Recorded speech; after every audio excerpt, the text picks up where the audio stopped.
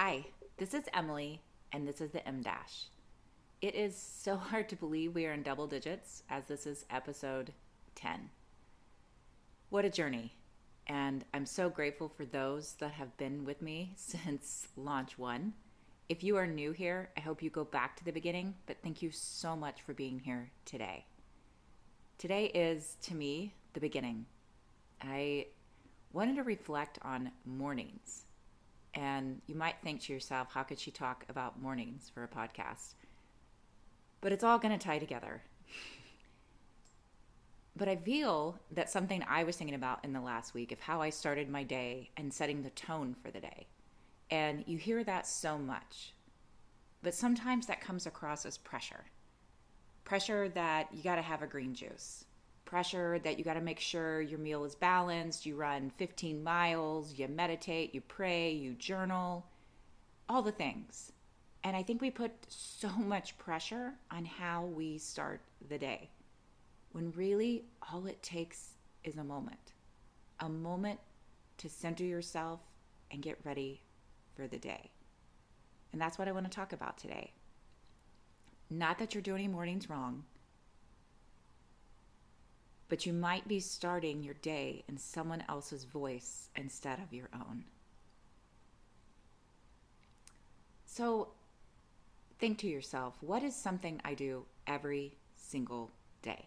What is your routine? And then examine why you do that routine. Because you feel like you have to? You feel like that's the way to do it? It makes you feel good. It makes you regulated. If you're one of those that does all the things and it works, that's phenomenal. But on a whole, there is a lot of people that cannot get up before the sun comes up and cannot imagine exercising before they start the day. Cannot imagine probably drinking a green juice. Everybody's different. And so what you do in your mornings is your morning. And I used to think it was all about just being productive. But really, it's how you set the tone for the day. And being productive doesn't necessarily need to be all before 8 a.m. or 9 a.m. or 7 a.m. for some people.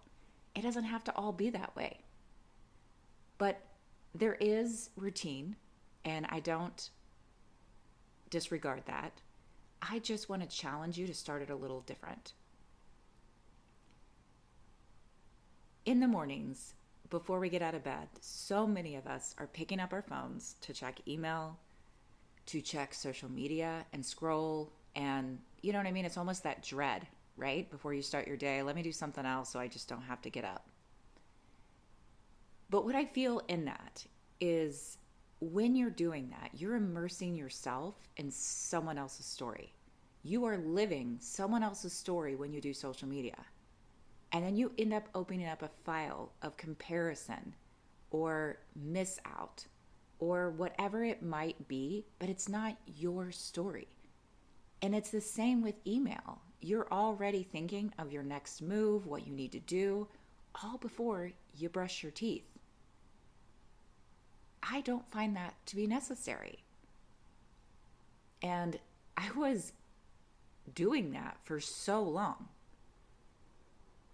Now, I stretch. I find myself stretching right when I wake up before I get out of bed because as I get older, my back in the mornings, I have a little routine I do, a little stretch routine, and I try to listen to something positive. And I realize that sounds like, okay, she's getting on her phone, but I'm not checking anything.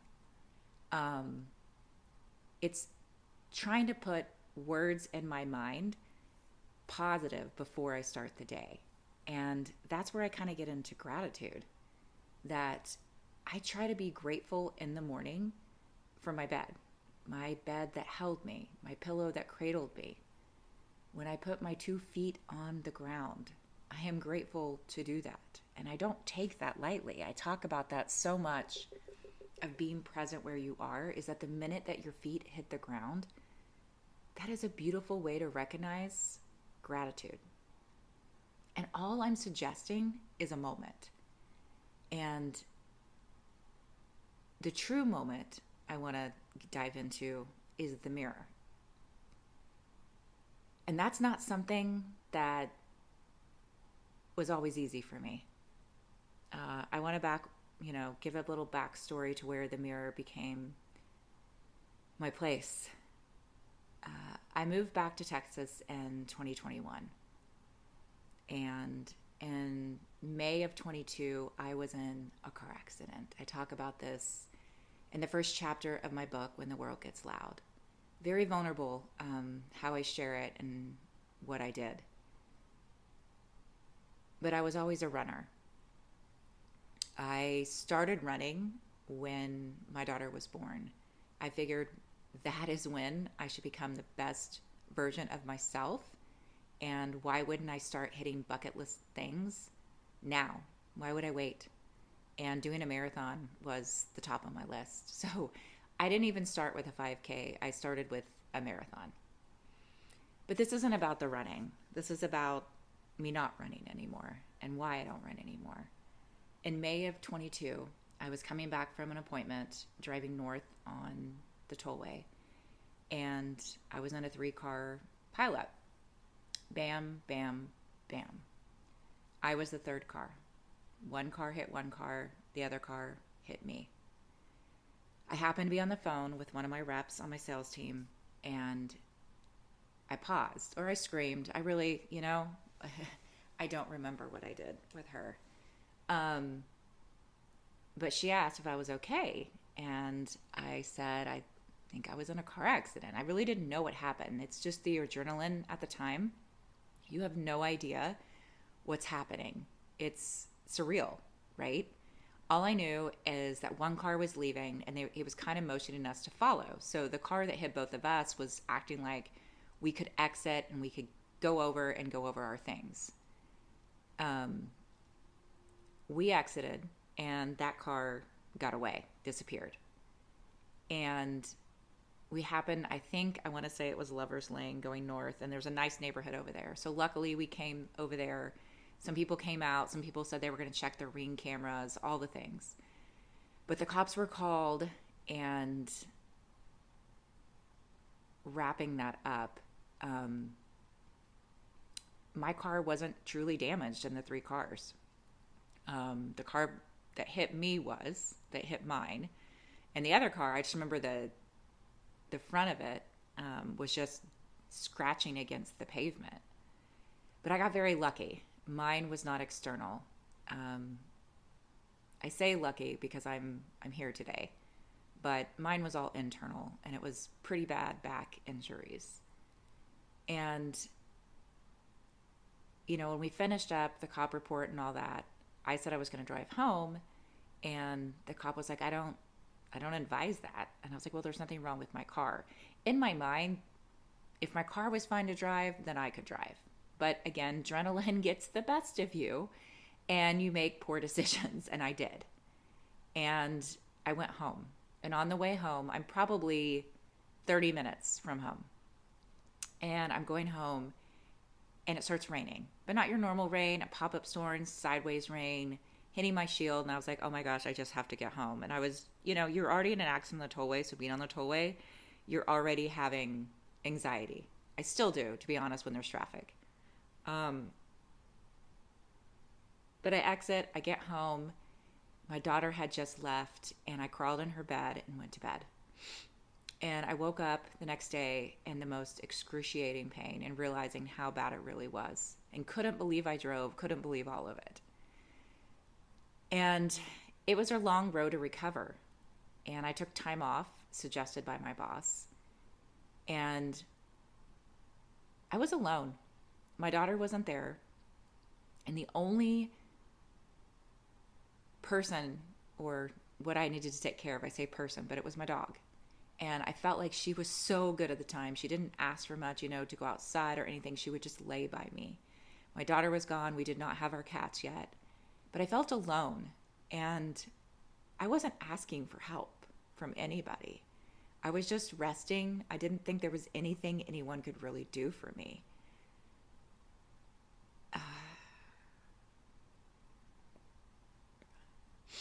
no matter how much I process it, it's still just think it feels like such a dark time for me. Um,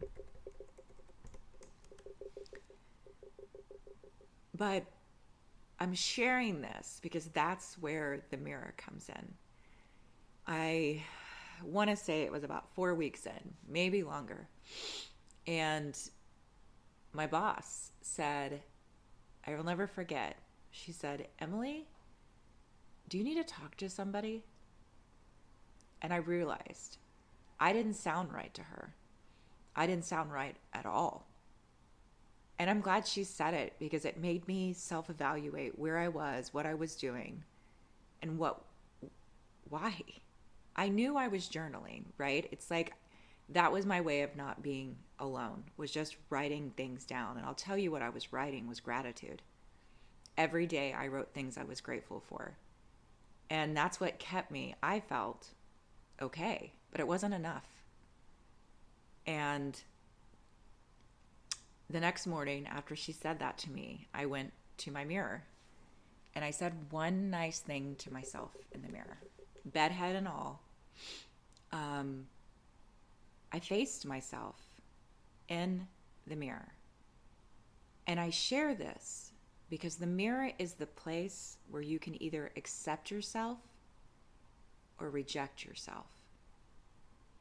And that's heavy. But that's you. That is your reflection, you. And you can talk to yourself all you want, but when you're actually looking yourself in the eyes and saying something to yourself, you are talking to you. And it's a different feeling when you're doing it looking in your eyes. And I share that because that's how I started my day. I started my day saying nice things to myself. And when I was reflecting last week, I was thinking that is one way to start your day to set the tone. Before you pee, before you brush your teeth, before you do anything, why not look at yourself in the mirror and say, I love you? It's pretty simple. It might sound so cheesy to say, okay, Emily, really? That's going to make my day better? You can call me crazy. And I'm not saying you have to say, I love you. You could say anything. I'm proud of you. I am powerful. I am magnetic. Whatever it is, but just something positive. The reason I say I love you, it is pretty emotional to look at yourself in the eyes, in the mirror, and say that. And that's what I was doing. And that's what brought me back to me. I started doing that and it turned into one thing, turned into multiple things, where it turned into me standing taller, feeling more confident, feeling like me again. And I'm not saying that's the cure-all to everything and that the minute you start your day talking to yourself in the mirror, your life's going to change. But I do think your life changes with gratitude. And the gratitude starts with you, just like love starts with you. I didn't study psychology or the meaning behind it, but they've always said you have to love yourself before you can love someone else. And you have to be able to love yourself to receive love. And it's something you don't learn. You don't learn love. You learn behaviors of love. But you don't learn love. You think you know what love is, studied. Whether you're learning love from the Bible, a book, or actions. Could be your parents, could be who raised you, could be a sibling, could be anything. What you think you first reminds you of love or of being loved. But when do you remember loving yourself? I'm not trying to give a sermon on this or make this all about the love of yourself. I really want it to be about how you start your day. But I know doing that for myself did set the tone for the day. I found myself doing more things that served me and that were kind to me. And I got better and I came back sooner. And I started, I think you just heard my cat, one of them. Things changed. And you always have to start from somewhere. And so for me, instead of saying you're going to start this next Monday, or you're going to start this, whatever you want to say, to me, the beginning is the morning. And that's why I say it doesn't matter when you start it. What if you listen to this podcast and you're like, you know what? I'm going to look at myself in the mirror tonight and say it. I would encourage you to do it both. What you say to yourself before you go to sleep is powerful, and what you say to yourself when you wake up in the morning is powerful. And it's not just what you say to yourself, it's what you feed yourself. You know, there is a theory about being on your phones at night and what we implant in our brains and what we see. And sometimes you think, oh my gosh, that person was my dream. Well, if you were scanning social media, yeah, they might have been in your dream. Because they implant visions into our mind. And I say that to say, it is super important what we do feed ourselves. But most importantly, what we feed ourselves when we look in the mirror. How many times have you looked at yourself in the mirror and picked yourself apart? I don't like this. I don't like this. This should change. I've done it. So I'm not going to say I'm sitting here and I don't do that ever. But if I catch myself doing it, I might correct it in a different way. Or I might say, you look crazy, Emily, right? I mean, I do have some wild bedhead in the morning. It is pretty comical. Sometimes I always make the joke, like, what was I, chasing in my sleep? Or what storm did I go through? But I share that because the beginning is when you decide your beginning is. But I want to soften it to give it to you to the morning light. Or maybe it is the moonlight for you. But try the mirror. Try to see yourself through your own eyes in the mirror. We are all going through things. If I was to be blatantly honest, I have really been going through it. The month of March, it's surprising to me that January didn't feel heavier, but March has been one of those where, I really feel reflective, and I've really been in transition. I've lately been thinking to myself that I haven't done enough in my life. And that might sound crazy to people that know me and think, oh my gosh, Emily, you've done X, Y, Z. And I'm not saying that I don't acknowledge that I published a book in this podcast, but to me, those are passion projects, and I just don't ever want to stop those things. But what I know to be true is I'm a mom. And if anyone asks, that's my first answer, what I've done. And she's now 15, about to be 16. And I think to myself, the time left. And I think that's where I'm starting to feel like my identity is changing. But I'm still me. And I think being closer to a new decade, I'm starting to be like, whoa, what have I not done yet? Why am I not here yet? And I'm sharing that because that's stuff I'm dealing with personally. And I don't think there was one day last week I didn't cry. And I've heard a lot of people going through things, whether they've been personal or career related lately, or, even a teenager. I mean, one of my daughter's friends was here the other night, and she actually gave the same sentiment that she cried every day last week. And I started examining with her, like, why? What was going through your mind at the moment? Realizing, had I done that for me, what was going through my mind at the moment? What was I self-evaluating? And it's so many things.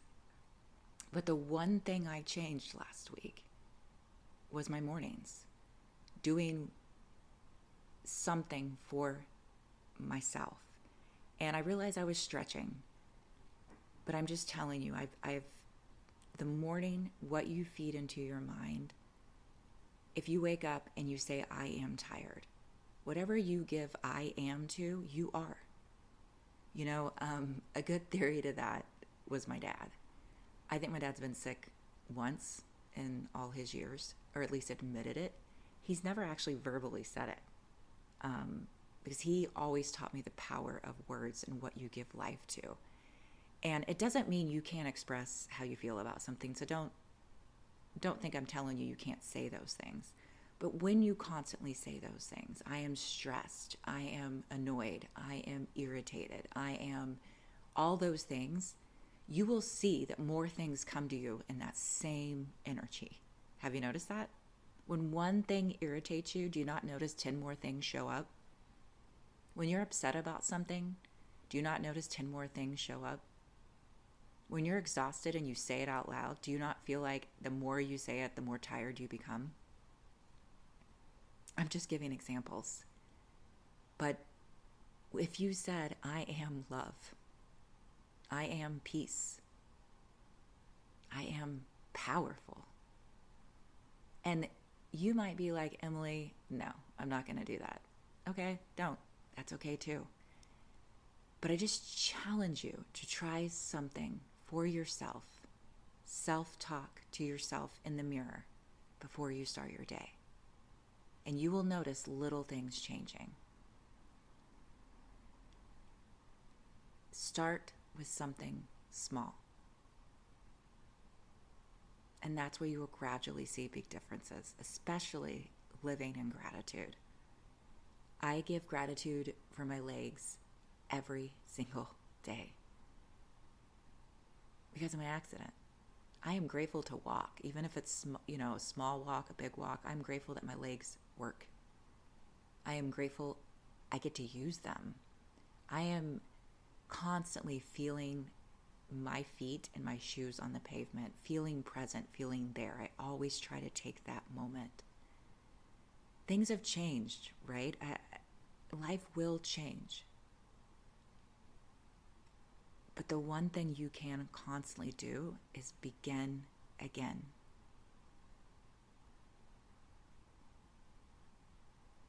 So I invite you to start your mornings differently. Try not to use your phone. Try to be present with yourself. And if you don't want to do the mirror, just start with gratitude in bed. To wake up, to see the sunlight, or if it's raining, maybe to hear the thunder roll. Just something. Give yourself that kind of start for a beautiful day.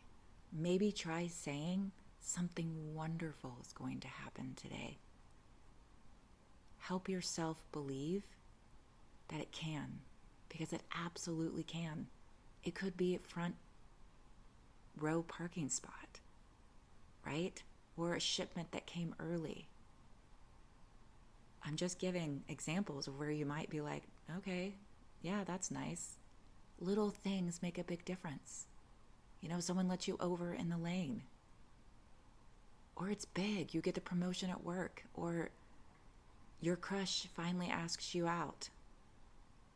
I can't believe I just said that because that makes me feel like I'm talking to a whole nother audience. But who knows? Who knows? Who knows? Whatever your dreams are, I have them too. I might sound like I don't want all the things, but I do. And that's what I've been coming back to, is knowing that I still have to go through my life. And it's still my life. Regardless if I'm a mom, I still have more to live. I was listening to this lady. I don't know if you know who Louise Hay is, but she's a big person of affirmations. And I have followed her. I like the calmness of how she speaks. I like so much about her practices. And just her assuming of just beautiful things. But she had one saying that I adapted a couple of years ago when I was going through something really, really, really, really tough. And I haven't let it go. And when things are tough, I find myself babbling it multiple times through the day. But sometimes I just say it after a situation. But I want to share it with you. And I'm going to tell you why I brought her up. But her little affirmation saying is, all is well. Everything is working out for my highest good. And out of this situation, this so-called problem, only good will come. I am safe. I pause because that one's huge for me. And there's a couple different versions of it. But I will tell you, it got through one of my toughest times I had a couple years ago when I was going through something personally. And also got me through a tornado. I said that probably 25 times when Zoe and I were in a tornado, like a literal tornado on the side of a car. I said it over and over and over again, and I repeated it all the way until we got to our hotel. Now, that doesn't mean when you say that, everything is fixed. I'm teaching you that because what she teaches you is mind over matter and how your words do matter. And if you say something like that, your nervous system knows you are safe and you can calm down. And you might think to yourself, oh my God, I am in the worst of it. How would I say that? And that's going to get better. Oh, honey, I will tell you, I think I'm in the worst of it right now. And we don't need to dive in why I think I am. But I'm just going to be vulnerable to tell you I'm in one of the toughest times of my life personally right now for a lot of reasons. And I babble that a good amount of the day. And I will tell you it does work. It does work for you to realize you are safe and you are okay. Now, all that babble to tell you she's 81 years old, okay? And she's still doing it. And she just made the comment that, oh, this is going to be the best decade of my life. 81. And she's accomplished so much. And it's always outside looking in, right? And I'm thinking this 81-year-old is saying this is going to be the best decade. And here I am, so close to my 50s, thinking, why haven't I done this? Or why hasn't this happened? Or why isn't this better? Or blah, blah, blah, blah, blah. I could go on and on and on. But I know why. I know why things are the way they are. I know whatever, circumstances. But your time is now.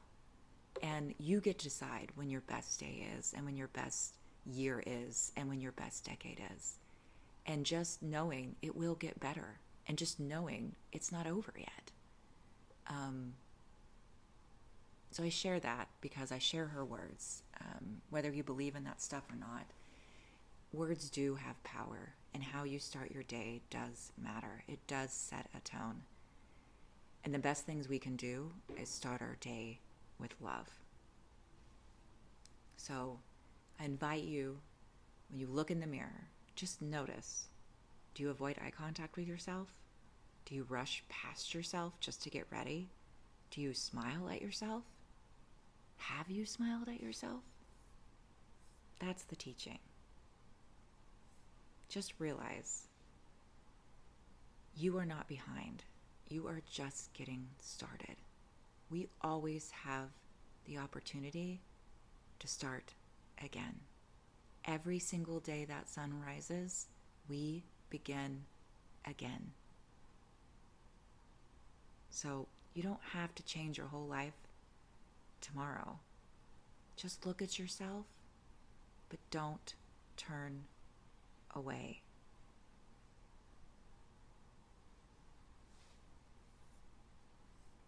So I want to leave you with a blessing. The morning you chose yourself. May you meet yourself gently in the morning, not with pressure, not with expectation, but with presence. May you find comfort in your own reflection, not because everything is perfect, but because you're learning to stay. May you be soft with yourself, steady in your breath, and strong in the way you began again. May you release the need to get it all right and instead choose one small moment that belongs to you. And may each morning remind you, you are not behind, you are simply becoming. Set your tone before the world touches you and watch how your day changes. Take one moment for yourself when nothing needs you and just breathe. You might be surprised at what you find. This is Emily, and this is the M Dash, and you are always welcome here.